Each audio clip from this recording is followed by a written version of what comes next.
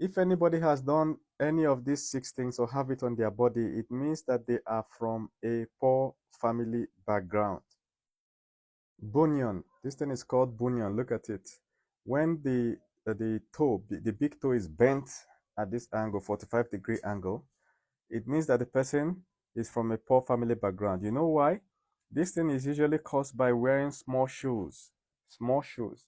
So when the person is growing, usually during their teenage years, they wear a certain shoe, and then the next year they outgrow the shoe because people grow really fast during teenage years. But there's no money to change the shoe. And this thing is usually things like football shoes or work shoes or school shoes. But people from rich families will not have this mostly because what? They are able to change shoes faster. So if you have this, only solution is a surgery. All right, they're going to do a surgery and shave off this part of the toe and then try to move this one to this. But the surgery is not needed. Your leg is inside your shoe, nobody cares. But somebody with this poor family, it doesn't mean that they have not grown and now become rich. You can come from a poor family and you end up rich. But you can take Obi out of the streets, but you can never take the streets out of Obi. You know what I'm saying? Second one is an old ragtag rickety wig. If a lady is wearing a wig like this, she's from a very poor background.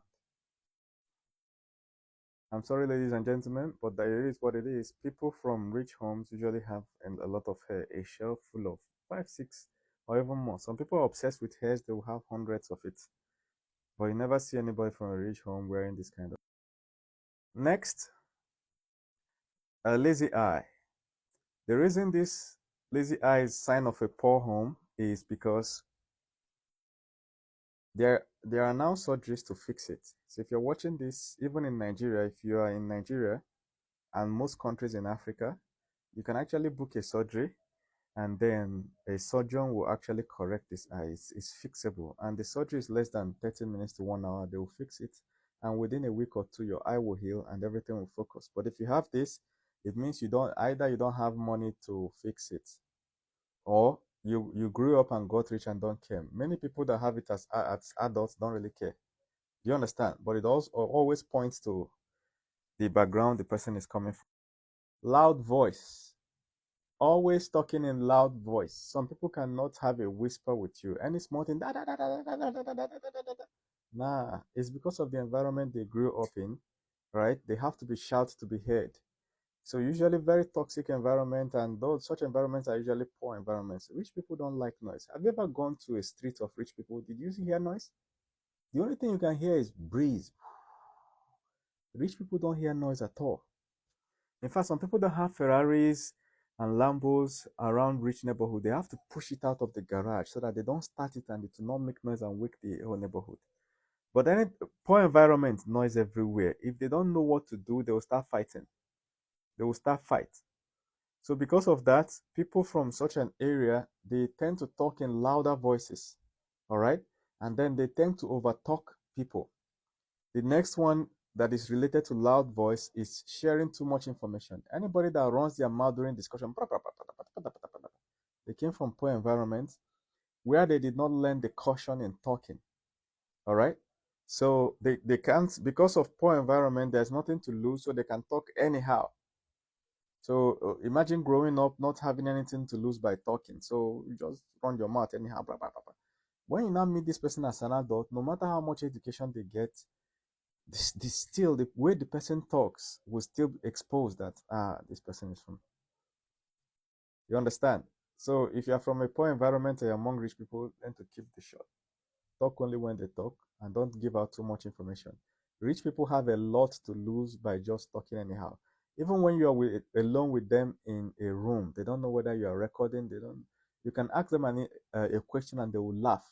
That laugh is a reply to the question because they don't want to say nothing. So they learn this growing up from childhood not to say much. In fact, some of them have gone through social media trainings. There are courses on how to respond to press training, social media. They go through it. They put their children officially through it. You know what's up? Fighting in the streets. Have you ever seen a rich man throwing punches like this? Very, very, very rare. Yes, it happens. For instance, political parliaments, all right? But when you actually look at those throwing punches, they're usually not from rich families. It's telling on your poor background.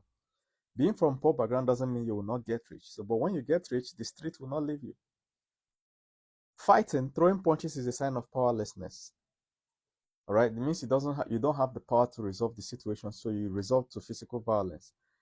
Fighting poses a whole lot of risk on your life. Somebody that has billions in their account cannot risk throwing punches because one punch could just waste your life. They value their life too much. So they will choose other administrative means to tackle problems. Do you understand? They'll prefer to submit an appeal. They'll prefer to call police, invite their lawyer, sue you. These are other administrative means that involve money, all right, but will solve their problem safely.